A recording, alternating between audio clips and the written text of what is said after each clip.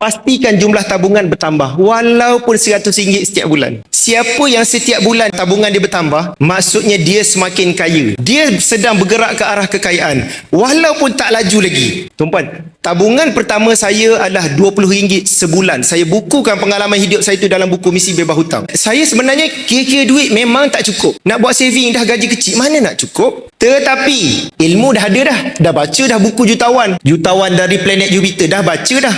Apa yang jutawan cakap? Tuan Azizi Ali sebut, nak kaya mesti menabung. Selagi tak menabung, tak akan kaya. Berapa besar pun income, tak akan kaya kalau tak menabung. Apa reason pun kita tak menabung, semua betul. Tapi tak menabung, tak kaya. Bolehlah nak salahkan bos ke majikan ke kerajaan tak naikkan gaji. Betul. Kos sara hidup naik. Betul. Tak menabung, tak kaya. Saya kena paksa diri saya menabung. Walaupun duit tak cukup, saya paksa menabung RM20 sebulan. RM20 tu maksudnya memang tak mampu dah tuan-puan. Tapi nak kaya kena menabung. Saya isi borang tabung haji, hantar dekat HR, Human Resource. Akak, saya nak potong gaji saya RM20 sebulan, masuk dalam akaun tabung haji. Sebelum duit tu masuk dalam akaun saya, potong dulu masuk dalam tabung haji.